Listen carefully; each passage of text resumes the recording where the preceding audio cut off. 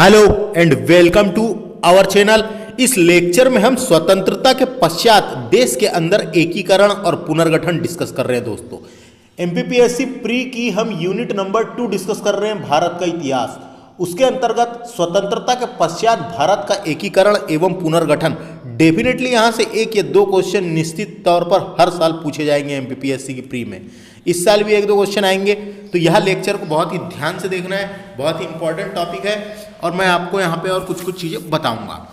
तो आइए शुरू करेंगे ज़्यादा देरी ना करते हुए। यह लेक्चर मेरे द्वारा डिस्कस किया जा रहा है, समझाया जा रहा है, पढ़ाया जा रहा है। My name is Vikram Khandelkar. हमारे चैनल में हमने प्लेलिस्ट बना दी है एमपीपीएससी की सिलेबस के अकॉर्डिंग, तो उसको भी जाके आप सारे लेक्चर देख सकते हैं। तो आइए शुरू करेंगे ज़्यादा देरी ना करते हुए।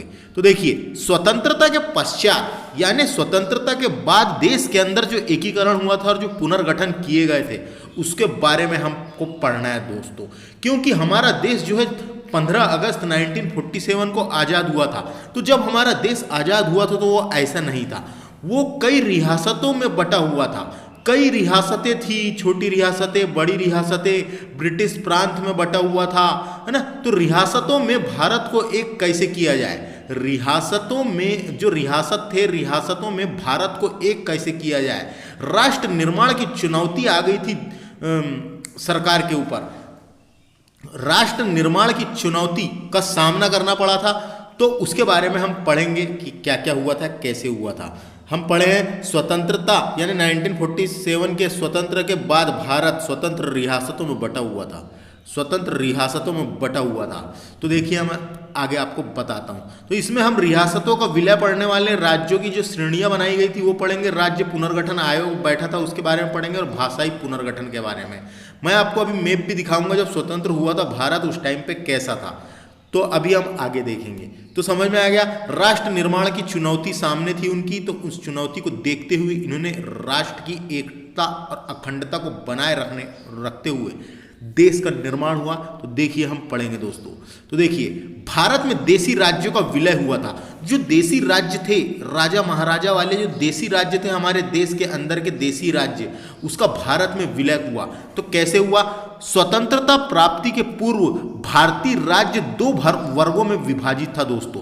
जब स्वतंत्रता हमको नहीं मिली थी तो स्वतंत्रता प्राप्ति के पूर्व भारतीय राज्य दो वर्गों में विभाजित था, दो वर्गों में विभक्त था, दो वर्गों में डिवाइड था, विभक्त था। एक था ब्रिटिश भारत, एक ब्रिटिश भारत कहलाता था क्योंकि ब्रिटिश का हमारे भारत पे शासन रहा है। तो एक ब्रिटिश भारत और एक देसी रियासतें, दो भागों में विभक्त था। एक तो था ब्रिटिश भारत और एक था देसी रियासतें। देसी रियासतें, ब्रिटिश भारत में 9 प्रांत थे दोस्तों। उस टाइम पे प्रांत कहे जाते थे, प्रांत यानी एक प्रकार के राज्य। तो ब्रिटिश भारत में 9 प्रांत थे, ये क्वेश्चन इंपॉर्टेंट बन सकता है। जबकि देसी रियासतों की संख्या 600 थी, जबकि देसी रियासतों की संख्या 600 थी, जिसमें से 542 रियासतों को छोड़कर शेष पाकिस्तान राज्य में शामिल हो गई थी। 542 रियासतों को छोड़कर, क्योंकि 1947 में जब देश आज़ाद हुआ दोस्तों तो उस टाइम पे पाकिस्तान का भी निर्माण हुआ था। तो पाकिस्तान को भी आज़ादी मिली 14 अगस्त 1947 को। तो ये यहाँ पे टोटल देसी रियासतों की संख्या 600 थी। अब पाकिस्तान का निर्माण हो रहा था तो पाकिस्तान में भी जाएगी कुछ कुछ रियासतें। तो 542 रियासतों को छोड़कर शेष 542 रियासत को छोड़कर शेष पाकिस्तान राज्य में शामिल हो गई थी। तो ये दोनों फैक्ट, तीनों फैक्ट आपको बनना चाहिए। ब्रिटिश भारत के कितने प्रांत थे? 9, जबकि देसी रियासतों की संख्या 600 थी। 542 रियासतों को छोड़कर शेष पाकिस्तान राज्य में चली गई थी दोस्तों।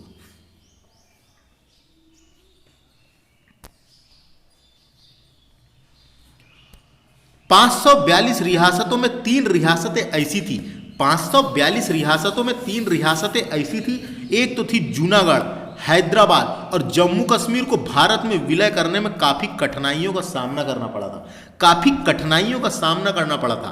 ये जूनागढ़ रियासत जो थी, ये जूनागढ़ रियासत गुजरात राज्य का भाग था। ये जूनागढ़ रियासत ये गुजरात राज्य का भाग था।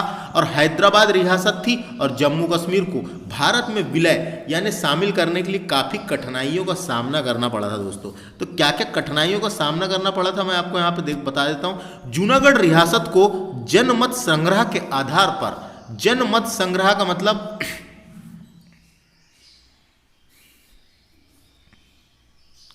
जनता के मत के आधार पर भारत में मिलाया गया था। जब उसका शासक पाकिस्तान चले गया था, जब उसका जो शासक था, जूनागढ़ रियासत का जो शासक था वो पाकिस्तान चला गया था, तो जनमत संग्रह के आधार पर, तो डायरेक्ट क्वेश्चन पूछ लिया जाता है, जूनागढ़ रियासत को किस आधार पर मिलाया गया? जनमत संग्रह के आधार पर विलय किया गया था भारत में, याद रखना है दोस्तों, है ना। तो जूनागढ़ को रियासत को जनमत संग्रह के आधार पर भारत में मिलाया गया था। इसके बाद बात करेंगे हम हैदराबाद रियासत की। तो हैदराबाद रियासत को सैन्य कार्यवाही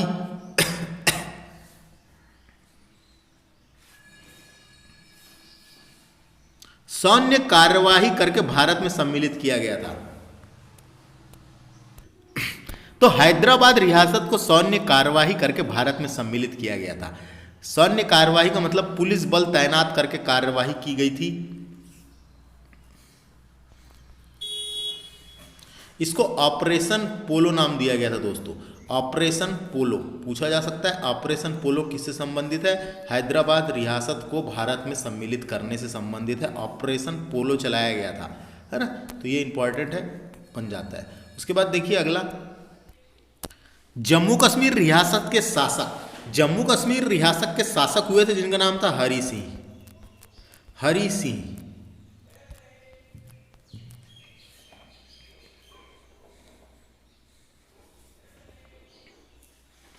जम्मू कश्मीर रियासत के शासक हरि सिंह ने पाकिस्तान कबायलियों के आक्रमण के कारण विलय पत्र पर हस्ताक्षर करके अपनी रियासत को भारत में मिला लिया था। अपनी रियासत को भारत में मिला लिया था दोस्तों। किसके? अपनी ही रियासत को। और जम्मू कश्मीर की रियासत देश की सबसे बड़ी रियासत थी उस टाइम पे। जम्मू कश्मीर की जो रियासत थी वो देश की सबसे बड़ी रियासतों में से एक थी। तो कभी पूछा जा सकता है देश की सबसे बड़ी रियासत कौन सी थी? देखिए, तो समझ में आ गया दोस्तों। अब नेक्स्ट फैक्ट देखिए, देशी रियासतों का भारत में विलय तत्कालीन गृह मंत्री सरदार वल्लभ भाई पटेल की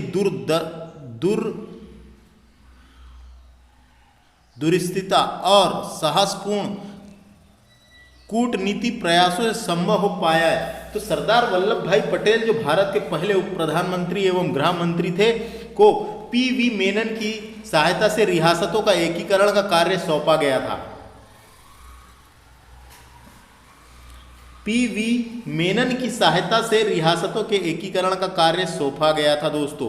सरदार वल्लभ भाई पटेल को लौह पुरुष के नाम से भी जाना जाता है, लौह पुरुष भी कहा जाता था, है ना। तो सरदार पटेल ने लगभग 562 देशी रियासतों को भारत में मिलाकर भारत को एक सूत्रपात में बांधा और भारत को मौजूदा स्वरूप दिया था। जो भारत का मौजूदा स्वरूप जो हम आज देखते हैं वो दिया था। सरदार वल्लभ भाई पटेल का जन्म हुआ था 31 अक्टूबर 1875 को।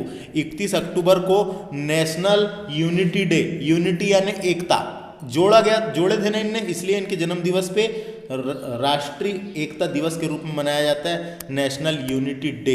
इनका जन्म हुआ था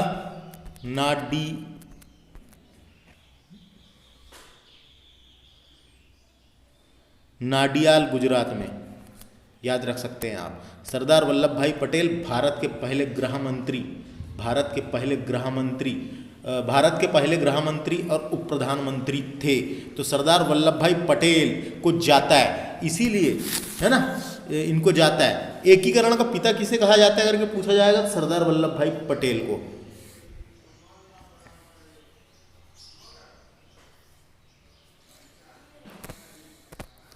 यहाँ एक और नोट याद रखिए, रियासती विभाग के प्रशासनिक सचिव पीवी मेनन को बनाया गया था। रियासती विभाग के प्रशासनिक सचिव पीवी मेनन को बनाया गया था। पीवी मेनन और सरदार वल्लभ भाई पटेल दोनों को यह कार्य सौंपा गया था, एकीकरण का कार्य सौंपा गया था। समझ में आ गया दोस्तों। तो यहाँ तक के हमने डिस्कस किया। अब इसके बाद देखिए भारत में राज्यों की 4 श्रेणियाँ थी, उसको डिस्कस करेंगे। लेकिन उसके पहले मैं आपको यहाँ तक के का मैप दिखा दूँ। भारत में राज्यों को 4 श्रेणियाँ थी।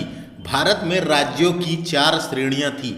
स्वतंत्रता प्राप्ति के उपरांत ब्रिटिश प्रांत एवं देशी रियासतों को एकीकृत करके भारत में राज्यों को 4 श्रेणी में विभाजित किया गया था, जो निम्नलिखित थे दोस्तों। देखो क्या लिखा है यहाँ पे, स्वतंत्रता प्राप्ति के उपरांत यानी स्वतंत्रता के बाद ब्रिटिश प्रांत एवं देशी रियासतों को एकीकृत करके भारत के राज्यों को 4 श्रेणियों में विभाजित किया गया था, वो जो निम्न है। तो 4 श्रेणी हम देखेंगे। स्वतंत्रता प्राप्ति के पहले देशी रियासत और ब्रिटिश प्रांत थे। स्वतंत्र प्राप्ति के बाद क्या किया गया, 4 श्रेणियों में भारत के राज्यों को बांट दिया गया था। तो ए श्रेणी के राज्य कौन से थे हमको देखेंगे दोस्तों। ए श्रेणी के राज्य ब्रिटिश प्रांत में के साथ 216 देशी रियासत में सम्मिलित करके ए श्रेणी के राज्य का गठन किया गया था। ब्रिटिश भारत के प्रांतों के साथ 216 देशी रियासतों की सम्मिलित करके ए श्रेणी के राज्य बनाया गया था। इसमें राज्य थे असम, बिहार, बंबई, मध्य प्रदेश, मद्रास, ओडिशा, पंजाब, संयुक्त प्रांत। ये संयुक्त प्रांत उत्तर प्रदेश वाला एरिया था, और ये पश्चिम बंगाल और आंध्र प्रदेश। इनकी संख्या 10 थी दोस्तों। तो क्वेश्चन आ सकता है कभी कभी, इनकी संख्या कितनी थी, 10। ये कौन से थे, इनके नाम याद रखना है। संयुक्त प्रांत समझ में आ गया कौन सा है। संयुक्त प्रांत क्या हुआ था, आजादी के पूर्व उत्तर प्रदेश का नाम United province of Agra and Awadh था। आगरा एंड अवध था। इसे हिंदी में संयुक्त प्रांत कहते थे। समझ में आ गया, हिंदी में उसको संयुक्त प्रांत कहते थे। तो ए श्रेणी के राज्य क्वेश्चन पूछा जा सकता है। ब्रिटिश भारत के प्रांतों के साथ 216 देशी रियासतों को सम्मिलित करके ए श्रेणी के राज्य का गठन किया गया था। इसमें कौन से थे तो यहाँ पे लिख रखे हैं। इसकी संख्या 10 थी दोस्तों, इनकी संख्या 10 थी। अब बात करेंगे बी श्रेणी के राज्य। तो बी श्रेणी के राज्य, इसमें 275 देशी रियासतों को नई प्रशासनिक इकाई में गठित करके बी राज्य की श्रेणी प्रदान की गई थी। बी राज्य की श्रेणी प्रदान की गई थी। इसका मतलब 275 देशी रियासतों को नई प्रशासनिक इकाई में गठित करके बी श्रेणी प्रदान की गई थी। ये राज्य थे हैदराबाद, जम्मू कश्मीर, मध्य भारत। देखो मध्य प्रदेश ए में था, लेकिन ये मध्य भारत, मैसूर, पेप्सू। ये पेप्सू जो है ये पटियाला और पूर्वी पंजाब के राज्यों का संघ है। पेप्सू प्रांत, पंजाब में पेप्सू प्रांत था एक, है ना। उसके अलावा राजस्थान, सौराष्ट्र जो गुजरात को कहा जाता है, और ये त्रावणकोर, कोचीन, इनकी संख्या कितनी थी, 8 थी। ए श्रेणी की संख्या थी 10, बी श्रेणी की 8। बहुत आसान है, याद रख सकते हैं आप। समझ में आ गया। बी श्रेणी के राज्य 275 देशी रियासतों की नई प्रशासनिक इकाई में गठित करके बी श्रेणी के राज्य प्रदान किए गए थे। ये राज्य थे हैदराबाद, जम्मू कश्मीर, मध्य भारत, मैसूर, पेप्सू, राजस्थान, सौराष्ट्र, त्रावणकोर, कोचीन। इनकी संख्या 8 थी। तो बी श्रेणी के समझ में आ गया। अब बात करेंगे सी श्रेणी के राज्य। सी श्रेणी के राज्य 61 देशी रियासतों को एकीकृत करके सी राज्य की श्रेणी में रखा गया था। सी राज्य की श्रेणी में रखा गया था दोस्तों। 61 देशी रियासतों को एकीकृत करके सी राज्य की श्रेणी में रखा गया था। ये राज्य थे अजमेर, बिलासपुर, भोपाल। देखो भोपाल सी में था, दुर्ग, दिल्ली, हिमाचल प्रदेश, कच्छ, मणिपुर, त्रिपुरा, विंध्य प्रदेश। इनकी संख्या 10 थी। तो बहुत आसान है, हमने पार्ट ए पढ़े उसकी संख्या 10 थी, पार्ट बी पढ़े उसकी संख्या 8 थी, पार्ट सी पढ़े उसकी संख्या 10 थी। तो याद हो जाएगा आप। तो पार्ट सी में कौन कौन से रखा गया था, ये इनको याद रखना है। अजमेर हो गया, भोपाल है ना, बिलासपुर, यहां जो जो लिख रखे हैं। अब डी श्रेणी के राज्य देखिए, डी श्रेणी के राज्य में अंडमान तथा निकोबार द्वीप समूह को रखा गया था। अंडमान तथा निकोबार द्वीप समूह को डी राज्य की श्रेणी में रखा गया था दोस्तों। तो ये चार भागों में जो चार श्रेणियों में जो विभाजित था, part A, part B, part C, part D. समझ में आ गया? ये समझ में आ गया आपको? स्वतंत्रता जब मिली थी उस टाइम पे ब्रिटिश प्रांत और देसी रियासतों में बटा हुआ था। उसके बाद उसको सबको चार भागों में बांटा, चार श्रेणियों में रखा गया था, part A, part B, part C और पार्ट डी, है ना? समझ में आ गया? अब आगे चलते हैं हम। देखिए अब धर आयोग और जेवीपी समिति, तो दोनों को हम डिस्कस कर लेते हैं। पहले हम डिस्कस करेंगे धर आयोग को। तो दोस्तों धर आयोग को जून 1948 में गठित किया गया था। डायरेक्ट क्वेश्चन आता है, कब? जून 1948 में गठित किया गया था। संविधान सभा के अध्यक्ष डॉक्टर राजेंद्र प्रसाद द्वारा इलाहाबाद उच्च न्यायालय के सेवानिवृत्त न्यायाधीश एस के धर की अध्यक्षता में एक 4 सदस्यीय आयोग राज्यों का भाषा के आधार पर पुनर्गठन के लिए नियुक्त किया गया था। किसके लिए नियुक्त किया था? राज्यों का भाषा के आधार पर पुनर्गठन के लिए नियुक्त किया गया था।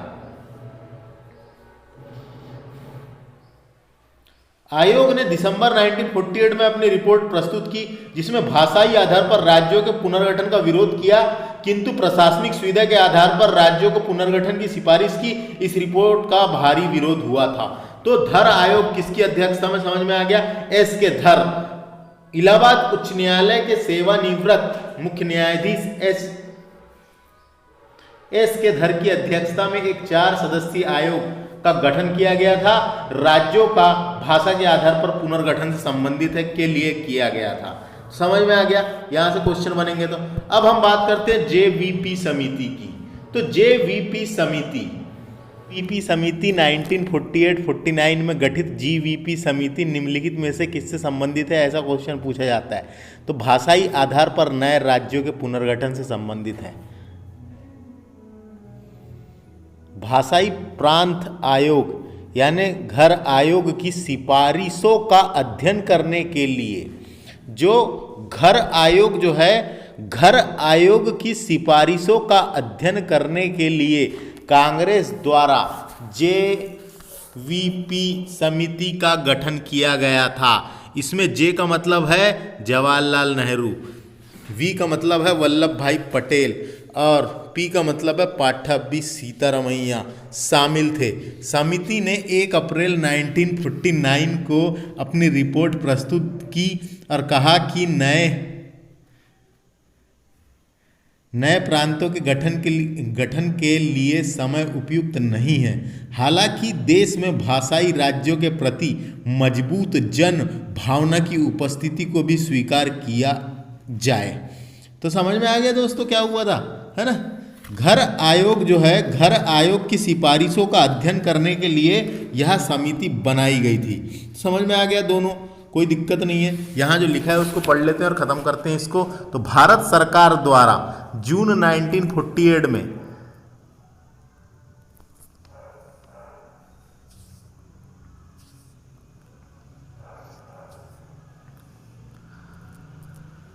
भाषाई आधार पर राज्यों के पुनर्गठन की व्यवहार्यताओं को निर्धारित करने हेतु घर आयोग और जीवीपी समिति का गठन किया गया था। दोनों समिति द्वारा राज्यों के पुनर्गठन के आधार के रूप में भाषा को अस्वीकृत कर दिया गया और प्रशासनिक सुविधा को वरीयता प्रदान की गई थी। तो दोनों समिति याद रखना है, दोनों इंपॉर्टेंट है, दोनों पूछी जाती है ना? अब हम बात करेंगे मोस्ट इंपॉर्टेंट, राज्य पुनर्गठन आयोग 1953। अब देखिए दोस्तों, आगे राज्य पुनर्गठन आयोग, स्टेट रीऑर्गेनाइजेशन कमीशन की स्थापना की गई थी। तो राज्यों को भाषाई आधार पर पुनर्गठित करने के लिए राज्य पुनर्गठन आयोग की स्थापना 1953 में की गई थी दोस्तों। तो इसके बारे में पढ़ेंगे और पढ़ते पढ़ते जो काम की चीजें रहेगी वो मैं आपको बताऊंगा। संविधान के द्वारा राज्यों का श्रेणी में विभाजन तत्कालीन उपयोगिता के आधार पर किया गया था। तत्कालीन उपयोगिता के आधार पर किया गया था। प्रातः सभी इस व्यवस्था से संतुष्ट नहीं थे। प्रातः सभी इस व्यवस्था से संतुष्ट नहीं थे, जबकि केंद्र सरकार ने मद्रास राज्य की तेलुगु भाषा जनता के अनुरोध पर 1952 में आंध्र प्रदेश को अलग राज्य बना देने का निर्णय किया, तो स्थिति में आकस्मिक परिवर्तन आ गए थे। जो स्थिति थी वहां की, उसमें आकस्मिक परिवर्तन आ गए थे दोस्तों, स्थिति में आकस्मिक परिवर्तन आ गए थे। तो क्या हुआ देखिए, उसके बाद 1 अक्टूबर 1953 को आंध्र प्रदेश राज्य की स्थापना के पश्चात, ये डायरेक्ट क्वेश्चन आता है दोस्तों, ये तारीख भी याद रखना है। आंध्र प्रदेश की स्थापना 1 अक्टूबर 1953 में की गई थी। 1 अक्टूबर 1953 में भाषाई आधार पर गठित भारत का पहला राज्य आंध्र प्रदेश था। भाषाई आधार पर गठित भारत का पहला राज्य आंध्र प्रदेश था, तो ये याद रखना है। क्या हुआ था दोस्तों, क्या हुआ था, जनता चाह रही थी कि हमको भाषाई आधार पर नया राज्य चाहिए, है ना। तो उसके फलस्वरूप 1953 में आंध्र प्रदेश का तेलुगु भाषाई राज्य के तौर पर गठन किया गया था। क्यों किया गया था, क्या हुआ था, सामाजिक कार्यकर्ता या स्वतंत्रता सेनानी पोट्टी श्री रामुल्लू, नाम याद रखना है दोस्तों इनका, पोट्टी श्री रामुल्लू, बहुत इंपॉर्टेंट व्यक्ति थे ये। सामाजिक कार्यकर्ता पोट्टी श्री रामुल्लू की मद्रास से आंध्र प्रदेश को अलग किए जाने की मांग को लेकर, मद्रास से आंध्र प्रदेश को अलग किए जाने की मांग को लेकर 58 दिन के 58 दिन के अनशन के बाद मृत्यु हो गई थी इनकी। 58 दिन के अनशन पे बैठे थे ये चाहते थे कि आंध्र प्रदेश से यानी मद्रास से आंध्र प्रदेश को अलग किए जाने की मांग को लेकर, मद्रास से आंध्र प्रदेश को अलग किए जाने की मांग को लेकर 58 दिन के अनशन में बैठे थे ये। तो 58 दिन बाद इनकी मृत्यु हो गई, जिससे अलग तेलुगु भाषाई राज्य बनाने पर मजबूर कर दिया था सरकार को, क्योंकि वहां पे सब, तो सरकार को तेलुगु भाषाई राज्य बनाने पर मजबूर कर दिया था। इसीलिए सरकार ने सबसे पहले आंध्र प्रदेश का गठन 1 अक्टूबर भाषाई आधार पर 1 अक्टूबर 1953 को आंध्र प्रदेश राज्य की स्थापना हो गई थी। तो डायरेक्ट क्वेश्चन आता है, याद रखना है। और जो मैंने आपको सामाजिक कार्यकर्ता का नाम बताया, उनका नाम भी याद रखना है। भाषा के आधार पर नए राज्यों की, उसके बाद क्या हुआ दोस्तों, जब 1 अक्टूबर 1953 में आंध्र प्रदेश राज्य की स्थापना के पश्चात भाषा के आधार पर नए राज्यों को पुनर्गठन की मांग भड़क उठी। जब आंध्र प्रदेश का गठन भाषा के आधार पर किया गया, तो भाषा के आधार पर नए राज्यों के पुनर्गठन की मांग भड़क उठी। जब इस समस्या की असंभव हो गया, ये समस्या असंभव हो गया, तो इस समस्या को शांतिपूर्वक निदान के लिए 1953 में, देखो 52 में आंध्र प्रदेश का गठन हुआ, 1953 में राज्य पुनर्गठन आयोग की नियुक्ति की गई थी। एक कमीशन बनाया गया था जो राज्यों का निर्माण कर सके, राज्यों का गठन कर सके भाषा के आधार पर या जिसके भी आधार पर, एक आयोग, एक कमीशन बनाया गया था। तो समझ में आ गया। 1953 में राज्य पुनर्गठन आयोग की नियुक्ति की गई थी। भारत में सर्वोच्च न्यायालय के भूतपूर्व मुख्य न्यायाधीश फजल अली इस आयोग के अध्यक्ष थे दोस्तों। डायरेक्ट क्वेश्चन आता है।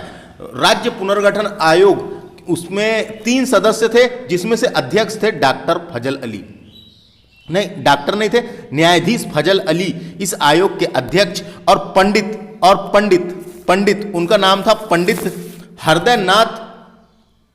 हृदयनाथ कुंजरू और सरदार के.एम. पडिक्कर इसके सदस्य थे। के.एम. पडिक्कर इनके सदस्य थे। तो देखो, राज्य पुनर्गठन आयोग में 3 सदस्य थे। 3 सदस्य कौन से? फजल अली, कुंजरू और पडिक्कर। उसमें से तीनों में से अध्यक्षता किसने की थी? तो फजल अली ने उस आयोग की अध्यक्षता की थी। डायरेक्ट क्वेश्चन आता है। तो ये देखो, 22 दिसंबर 1953 को फजल अली की अध्यक्षता में गठित। तो डायरेक्ट क्वेश्चन आ सकता है कि राज्य पुनर्गठन आयोग का गठन कब किया गया था? तो 22 दिसंबर 1953। ये तारीख मोस्ट इंपॉर्टेंट है। 22 दिसंबर 1953 को फजल अली की अध्यक्षता में आयोग ने तो देखो, आयोग का गठन 22 दिसंबर 1953 को किया गया था और 30 सितंबर 1955 को केंद्र सरकार को अपनी रिपोर्ट प्रस्तुत की थी।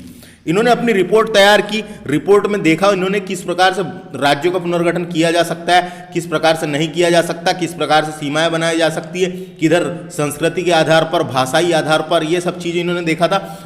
उसके बाद अपनी रिपोर्ट इन्होंने प्रस्तुत की थी। कब? 30 सितंबर 1955 को केंद्र सरकार को अपनी रिपोर्ट प्रस्तुत कर दी। राज्यों के पुनर्गठन के संबंध में निम्न सिफारिश की थी। किसने की थी सिफारिश? ये राज्य पुनर्गठन आयोग 1953 ने। तो देख लेते हैं क्या क्या सिफारिश की थी। तो राज्यों का पुनर्गठन भाषा और संस्कृति के आधार पर अनुचित है। तो अनुचित है कहा था, यानी कर सकते हैं, कोई दिक्कत नहीं है। राज्यों का पुनर्गठन राष्ट्रीय सुरक्षा के लिए वित्तीय एवं प्रशासनिक आवश्यकताएं तथा पंचवर्षीय योजना की सफलता को ध्यान में रखते हुए किया जाना चाहिए। तो ये रिपोर्ट उन्होंने प्रस्तुत की थी। इसमें लिखा हुआ था जो भारत में ए, बी, सी और डी वर्गों में विभाजित राज्य थे, हमने पढ़े थे जब स्वतंत्रता मिली थी उसके बाद फिर गठन किया गया था तो 4 श्रेणियों में बांटा गया था, अभी पढ़े थे ना। तो ए, बी, सी, डी वर्गों में विभाजित राज्यों को समाप्त कर दिया जाए और इनकी जगह 16 राज्य और 3 केंद्र शासित प्रदेश बनाने का निर्णय लिया जाए लिखा है यहाँ पे, गठन नहीं किया गया था, लिया जाए। संसद ने इस आयोग की सिफारिश को कुछ परिवर्तन के साथ स्वीकार कर लिया। देखो, कुछ परिवर्तन के साथ स्वीकार कर लिया और 1956 में राज्य पुनर्गठन अधिनियम पारित किया। अभी हमने क्या पढ़े थे उधर? राज्य पुनर्गठन आयोग 1953। अब यहां पे 1956 में राज्य पुनर्गठन आयोग अधिनियम, यहां अधिनियम शब्द लगा हुआ है। तो कभी पूछा राज्य पुनर्गठन अधिनियम कब आया? तो 1956 में पारित किया गया। इस अधिनियम के अंतर्गत भारत में 14 राज्य और यहां 5 लिखा हुआ जबकि 6 बनाए गए थे। 14 राज्य और 6 केंद्र शासित प्रदेश बनाए गए थे दोस्तों। ये डायरेक्ट क्वेश्चन आता है ना। राज्य पुनर्गठन अधिनियम 1956 के अंतर्गत, इस अधिनियम के अंतर्गत भारत में 14 राज्य और 6 केंद्र शासित प्रदेश बनाए गए थे। तो कानून बना दिया गया था, बना ही दिया गया था। 14 राज्य और 6 केंद्र शासित प्रदेश बनाए गए थे। तो अब हमको जानकारी के लिए पता होना कि 14 राज्य कौन से थे और जो 6 केंद्र शासित प्रदेश बनाए गए थे वो कौन कौन से थे। तो जिन 14 राज्यों का उल्लेख वे है आंध्र प्रदेश। देखो, आंध्र प्रदेश का गठन फिर से किया गया था दोस्तों। आंध्र प्रदेश का सबसे पहले गठन कब किया गया? आंध्र प्रदेश का गठन सबसे पहले 1 अक्टूबर 1953 को किया गया था, कोई दिक्कत इसमें। उसके बाद फिर 1 नवंबर 1956 को फिर आंध्र प्रदेश का गठन किया गया।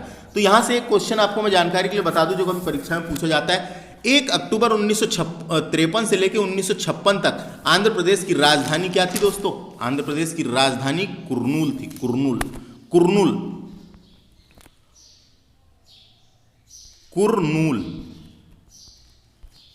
कुर्नूल थी। तो 1956 के पहले आंध्र प्रदेश की राजधानी क्या थी? कुर्नूल थी। तो ये भी क्वेश्चन पूछ लिया जाता है कभी कभी। देखो, एक बार 1 अक्टूबर 1953 में गठन हुआ, उसके बाद 1 नवंबर 1956 में। तो 1956 के पहले आंध्र प्रदेश की राजधानी क्या थी? कुर्नूल थी। तो ये भी क्वेश्चन कभी पूछ लिया जाता है, इसको याद रखना है। आंध्र प्रदेश की राजधानी क्या थी? कुर्नूल थी। तो 14 राज्यों में आंध्र प्रदेश, असम, बिहार, बम्बई राज्य था दोस्तों। एक मैप देखना पुराना वाला आप, उसमें बम्बई राज्य मिलेगा। बम्बई राज्य पूरा गुजरात तक के था, जो बम्बई वाला पूरा महाराष्ट्र, गुजरात जो अभी वर्तमान में देखते हैं हम, तो पूरा बम्बई राज्य था। जम्मू कश्मीर राज्य का गठन किया गया, केरल बनाया गया, मध्य प्रदेश का गठन किया गया। हम पढ़ते हैं ना, मध्य प्रदेश का गठन 1 नवंबर 1956 को किया गया था। मद्रास का गठन किया गया था। मैसूर राज्य था अपने आप में, मैसूर राज्य बनाया गया था। उड़ीसा वर्तमान में इसको ओडिशा बोलते हैं, तो उड़ीसा का गठन किया गया था। पंजाब बनाया गया, पंजाब। राजस्थान का गठन किया गया। उत्तर प्रदेश और पश्चिम बंगाल का गठन किया गया दोस्तों। तो इसका मतलब ये जो जितने भी राज्य थे यहाँ पे, इनका गठन 1 नवंबर 1956 को किया गया।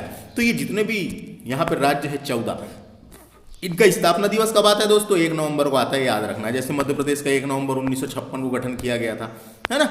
तो उसके बाद देखिए, यहाँ 5 लिखा है 6, जिन 6 केंद्र शासित प्रदेश का नाम, जो 6 केंद्र शासित प्रदेश बनाए गए थे उसमें दिल्ली, हिमाचल प्रदेश, मणिपुर, त्रिपुरा, अंडमान निकोबार द्वीप समूह।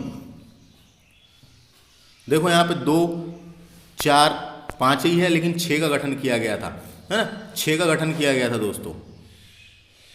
मैं आपको बताता हूँ कौन सा था वो। तो 6 थे दोस्तों, जिसमें लक्षद्वीप भी था, मिनी लक्षद्वीप को भी शामिल किया गया था। तो 6, तो 14 राज्य और 6 केंद्र शासित प्रदेश बनाए गए थे। राज्य पुनर्गठन अधिनियम, राज्य पुनर्गठन अधिनियम 1956 के तहत 14 राज्य और 6 केंद्र शासित प्रदेश बनाए गए थे। तो इनको याद रखना है, आपको डायरेक्ट क्वेश्चन पूछ लिया जाता है। तो ये समझ में आ गया राज्य पुनर्गठन आयोग 1953 क्या था। यहां से इंपॉर्टेंट है जैसे कि 1 अक्टूबर 1953 को आंध्र प्रदेश की स्थापना की गई, भाषाई आधार पर भारत में गठित भारत का पहला राज्य था। ये एक तारीख इंपॉर्टेंट है ना। फजल अली की अध्यक्षता, राज्य पुनर्गठन आयोग की अध्यक्षता किसने की थी? न्यायमूर्ति यानी न्यायाधीश फजल अली ने की थी, और उसमें 3 सदस्य थे, तीनों का नाम याद रखना है, फजल अली, कुंजरू और पडिक्कर, ने तीनों। 22 दिसंबर 1953 को गठन किया गया था। ये सब कुछ तारीखें हैं जो परीक्षा में आती रहती है परीक्षा में। उसके बाद आगे हम चलेंगे, आगे और पढ़ेंगे भारत में भाषाई पुनर्गठन, इसको डिस्कस करते हैं, भारत में भाषाई पुनर्गठन को। तो देखो दोस्तों, तो यहाँ पे थोड़ी सी हिस्ट्री की बात दी हुई है कि भारत में भाषाई पुनर्गठन कैसे हुआ था, उसके बारे में बताया गया है। भारत में भाषाई राज्यों का विचार स्वतंत्रता प्राप्ति के पूर्व ही 1919 के पश्चात ही प्रारंभ हो गया था। स्वतंत्रता प्राप्ति के पूर्व ही 1919 के पश्चात ही प्रारंभ हो गया था, क्योंकि राष्ट्रीय आंदोलन में लोगों की भागीदारी के साथ कांग्रेस ने मातृभाषा में राजनीतिक गतिविधियों का संचालन किया था। मातृभाषा में राजनीतिक गतिविधियों का संचालन किया था और 1920 के नागपुर सत्र में इनके भाषाई राज्यों के निर्माण के सिद्धांत को स्वीकार कर लिया गया था और 1921 में अपने संविधान में संशोधन करते हुए भाषाई आधार पर अपनी क्षेत्रीय शाखाओं में पुनर्गठन किया गया था। जब देश आजाद नहीं हुआ था उसके पहले की हिस्ट्री थोड़ी सी जो आपको जानकारी के लिए पता होना। आगे चलेंगे देखिए, इसके बाद भाषाई राज्य पर सीमाओं के पुनर्निर्धारण की मांग और अधिक उठने लगी, जिसके परिणाम स्वरूप कई आंदोलन और हिंसक घटनाएं हुई थी भारत में। जिसके परिणाम स्वरूप भारत में कई आंदोलन और हिंसक घटनाएं हुई थी। तो वही एक हिंसक घटना है जो मैं आपको यहाँ पे बताने वाला हूँ। अभी उधर बता दिया था, उसके बाद यहाँ पे फिर से बता रहा हूँ। प्रथम भाषाई राज्य का गठन पोट्टी श्री रामुल्लू की मृत्यु के बाद 1953 में मद्रास से तेलुगु भाषाई आंध्र प्रदेश को अलग करने के लिए करके किया गया था। तो मैंने आपको बताया था कि जो तेलुगु भाषाई लोग थे उन्होंने वहाँ पे भूख हड़ताल और बहुत से आंदोलन शुरू कर दिए थे। तो उसमें से वहाँ के नेता थे सामाजिक कार्यकर्ता जिनका नाम था श्री रामुल्लू के समर्थन। तो रामुल्लू आगे आए और समर्थन में लोग आने लगे, जुलूस निकालने लगे। उसके बाद क्या हुआ, वो अनशन में बैठ गए दोस्तों। जो रामुल्लू जी थे, जो पोट्टी श्री रामुल्लू जी थे, वो अनशन में बैठ गए थे। तो अनशन में बैठ गए थे, क्यों बैठे थे? मद्रास से तेलुगु भाषाई को अलग करने के लिए। मद्रास से तेलुगु भाषाई और आंध्र प्रदेश को अलग किए जाने को लेकर अनशन में बैठ गए थे। अब वो अनशन में बैठे तो अनशन बहुत दिन तक चला। तो 58 दिन के अनशन के बाद 15 दिसंबर 1952 को पोट्टी श्री रामुल्लू का देहांत हो गया था दोस्तों। उनकी मृत्यु हो गई, देहांत हो गया अनशन के कारण। 58 दिन के अनशन के बाद 15 दिसंबर 1952 को पोट्टी श्री रामुल्लू का देहांत हो गया। जैसे कि वहां पे उस टाइम पे अखबार में लिखा हुआ था कि रामुल्लू के देहांत की खबर से पूरे आंध्र प्रदेश में अस्त व्यस्त कर डाला था। रामुल्लू के देहांत की खबर से पूरे आंध्र प्रदेश को अस्त व्यस्त कर डाला था। विरोध इतना व्यापक और गहरा हो गया था कि केंद्र सरकार ने आखिरकार यहाँ मांग माननी पड़ी। केंद्र सरकार को आखिरकार यहाँ मांग माननी पड़ी और इस तरह से 1 अक्टूबर 1953 को आंध्र प्रदेश के रूप में एक नए राज्य का गठन हुआ जो बाद में आंध्र प्रदेश बना। तो 1 अक्टूबर है ना, 1 अक्टूबर 1953 को आंध्र प्रदेश के रूप में एक नए राज्य का गठन हुआ था दोस्तों। तो भाषाई आधार पर गठित भारत का पहला राज्य आंध्र प्रदेश था, इतना याद रख सकते हैं आप बस। उसके बाद देखिए, इसके बाद एक आयोग की स्थापना की गई। उसी का नाम था राज्य पुनर्गठन आयोग 1953। इसके आधार पर 1956 में राज्य पुनर्गठन अधिनियम पारित किया गया और भारत में 14 राज्य और 6 केंद्र शासित प्रदेशों का गठन किया गया था, जो अभी हमने तो आपको थोड़ी देर पहले बताए थे। 14 राज्य और 6 केंद्र शासित प्रदेशों का गठन किया गया था, ये याद रखना, कभी पूछे जाते हैं।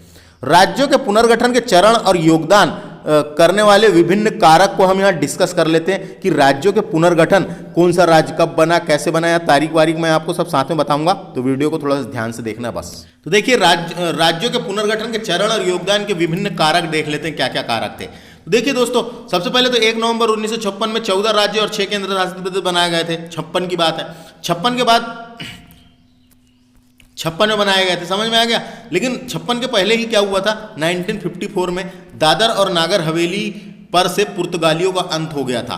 दादर और नागर हवेली से पुर्तगालियों का अंत हो गया था, पुर्तगालियों ने वहां से छोड़ दिया था 1954 में दादर और नागर हवेली को।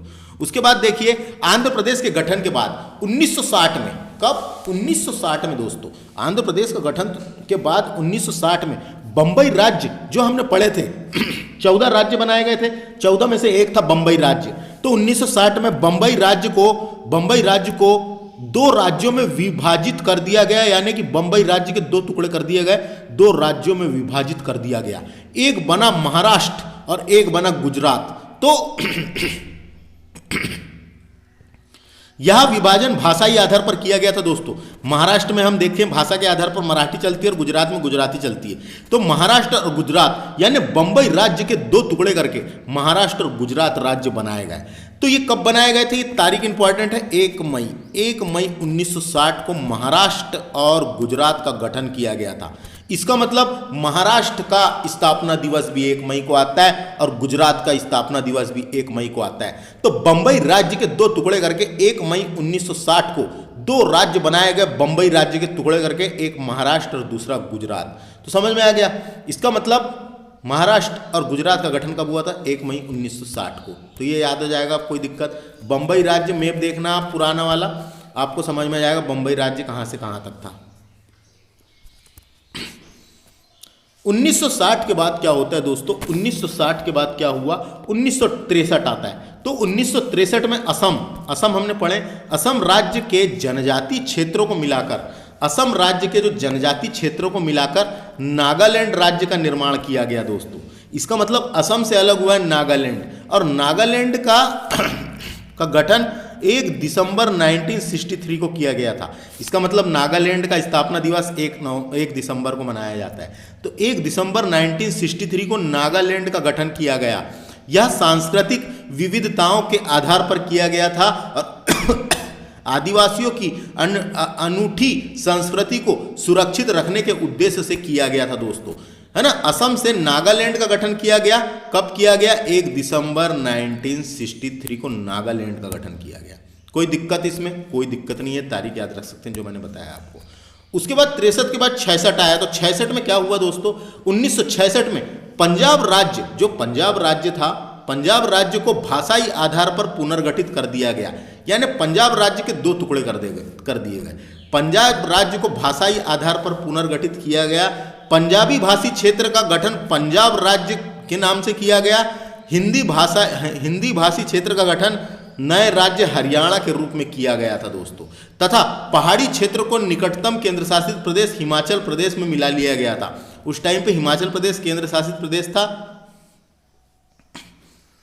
तो मिला लिया गया था।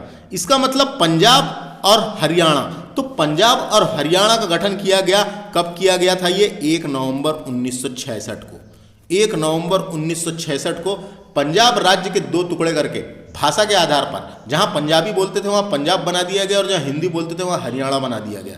तो पंजाब और हरियाणा का स्थापना दिवस भी 1 नवंबर को आता है दोस्तों। पंजाब जो है, पंजाब का गठन 1 नवंबर 1966 और हरियाणा का गठन 1 नवंबर 1966 को किया गया। तो समझ में आ रहा होगा आपको मैं क्या पढ़ा रहा हूँ, है ना, समझ में आ रहा है कि नहीं। उसके बाद देखो 66 के बाद क्या आता है, उसके बाद 66 के बाद 69 आया। तो मेघालय का गठन होता है 69 में। मेघालय का गठन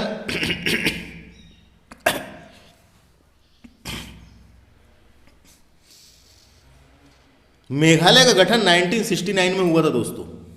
उसके बाद मेघालय का गठन हुआ 1969 में। तो देखो मेघालय का गठन हो गया था। मेघालय का गठन असम राज्य के 2 बड़े जिले संयुक्त खासी हिल और जयंतिया हिल को आसाम से अलग करके किया गया था, असम से अलग करके किया गया था।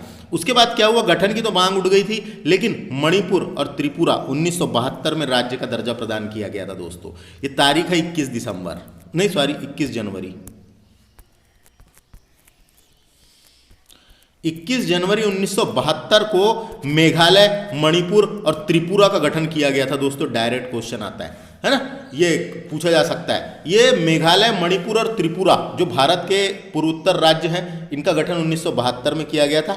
21 जनवरी 1972 को मेघालय, मणिपुर और त्रिपुरा का राज्य के रूप में राज्य का दर्जा प्रदान किया गया, है ना। मैंने बता दिया मेघालय असम से अलग हुआ है, कोई दिक्कत नहीं है। तो ये तारीख देख सकते हैं आप। 72 के बाद 75 सन आया और 75 में सिक्किम को भारत में शामिल कर लिया गया। सिक्किम को भारत में शामिल कर लिया गया और भारत के 21वें राज्य के रूप में स्वीकार कर लिया गया, 22वें राज्य के रूप में स्वीकार कर लिया गया और 22वां राज्य बना भारत का सिक्किम, है ना।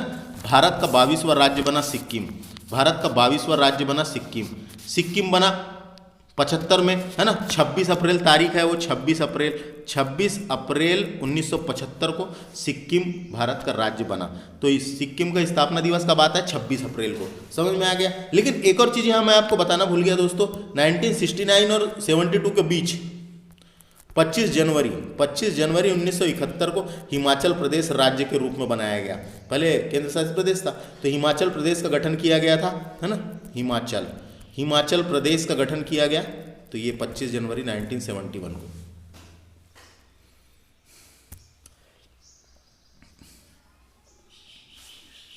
आगे समझ, कहां तक हुआ था? 22वें राज्य के रूप में स्वीकार कर लिया गया। उसके बाद दोस्तों मिजोरम और अरुणाचल प्रदेश और गोवा राज्य बने, है ना। फिर 3 राज्य बने, मिजोरम, अरुणाचल प्रदेश और गोवा राज्य बने। तो मिजोरम का गठन 20 फरवरी 1987 में किया गया था। मिजोरम और अरुणाचल प्रदेश ये दोनों का गठन साथ में किया गया था 20 फरवरी 1987 को, है ना। तो मिजोरम और अरुणाचल प्रदेश का गठन 20 फरवरी 1987 को किया गया।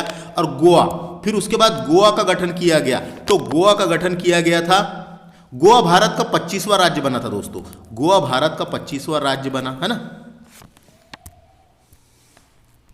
गोवा की कहानी कुछ अलग है, लेकिन यहाँ पे मैं आपको स्थापना जब भारत में शामिल हुए उसकी स्थापना बता रहा हूँ। 30 मई 1987 में गोवा का गठन किया गया। भारत का 25वां राज्य बना गोवा। तो समझ में आ गया। मिजोरम और अरुणाचल प्रदेश 20 फरवरी 1987 को बनाया गया। गोवा बनाया कब? 30 मई 1987 को, है ना।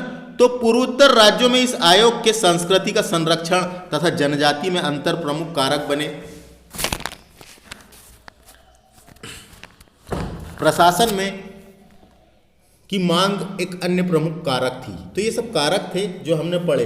तो 25 राज्य तक हो गए थे, गोवा तक के समझ में आ गया। उसके बाद आगे चलते हैं, देखिए उसके बाद आगे देखिए।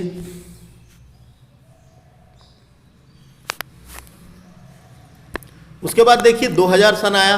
2000 सन में फिर से राज्य पुनर्गठन आयोग, 2000 में एक और राज्य पुनर्गठन आयोग बनाया गया था। 1 नवंबर 2000 को छत्तीसगढ़ का गठन किया गया। 1 नवंबर 2000 को छत्तीसगढ़ का गठन किया गया, मध्य प्रदेश से अलग हुआ ये। उत्तराखंड का गठन किया गया दोस्तों 9 नवंबर को। 9 नवंबर 2000 को उत्तराखंड का गठन किया गया। उत्तर प्रदेश से अलग करके बनाया गया था, ऊपर वाले भाग को, यानी उत्तर के भाग को। फिर झारखंड का गठन किया गया दोस्तों, जो बिहार से अलग हुआ था। झारखंड का गठन 15 नवंबर को किया गया था, 15 नवंबर 2000 को। 15 नवंबर 2000 को झारखंड का गठन किया गया था। 15 नवंबर को ही बिरसा मुंडा, जो वहाँ के स्वतंत्रता सेनानी थे, बिरसा मुंडा का जन्मदिन होता है। तो उनके जन्म दिवस के अवसर पर ही वहाँ की जनता ने या वहाँ की सरकार ने उनके जन्म दिवस के अवसर पर ही झारखंड को गठन करने का निर्णय लिया था। तो 15 दिसंबर को बिरसा मुंडा का जन्मदिन भी होता है। तो समझ में आ गया, बहुत आसान है।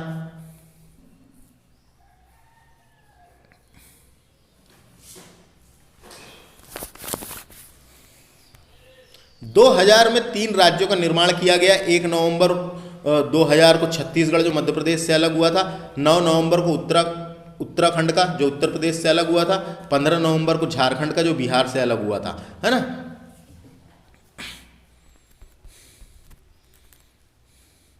भारत का 28वां राज्य झारखंड था, 27वां राज्य उत्तराखंड था, 26वां राज्य बना था छत्तीसगढ़। समझ में आ गया ये क्रम।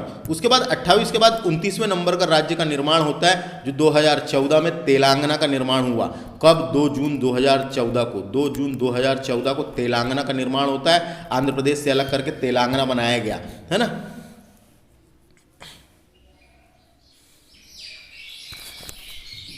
समझ में आ गया। भारत का 29वां राज्य बना तेलंगाना 2 जून 2014 को।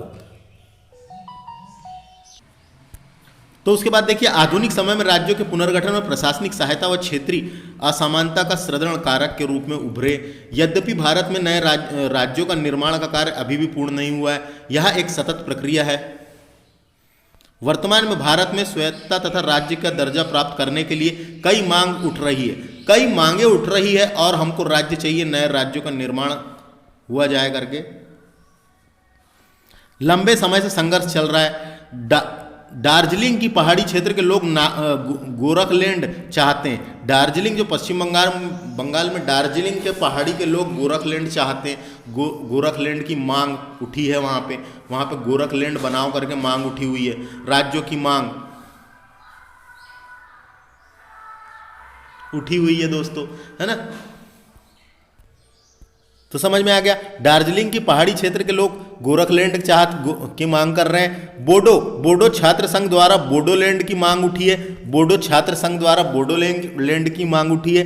मेघालय राज्य के द्वारा गोरोलैंड राज्य की मांग उठी है। और उत्तर प्रदेश राज्य के 4 टुकड़े करके बुंदेलखंड की मांग उठी है। पूर्वांचल, पश्चिमांचल और अवध प्रदेश में विभाजन करने की मांग जोर पकड़ रही है दोस्तों। तो ये सब चीज और चाहते लोग कि बनना चाहिए। कौन से 4 है? दार्जिलिंग वाला गोरखलैंड, बोडो छात्र संघ वाला बोडोलैंड, मेघालय राज्य से गोरोलैंड, उत्तर प्रदेश के 4 टुकड़े बुंदेलखंड, पूर्वांचल, पश्चिमांचल और अवध। समझ में आ गया। इस तरीके से हमारा ये लेक्चर कंप्लीट होता है, जिसमें हमने स्वतंत्रता के पश्चात भारत का एकीकरण और फिर से पुनर्गठन कैसे किया गया था, कौन से राज्यों का स्थापना दिवस क्या है, ये सब याद रखना है दोस्तों। यहाँ से निश्चित तौर पे 1 या 2 क्वेश्चन डेफिनेटली हर साल MPPSC और विभिन्न कंपटीशन एग्जाम में पूछे जाएंगे। तो थैंक्स फॉर वॉचिंग, नमस्ते।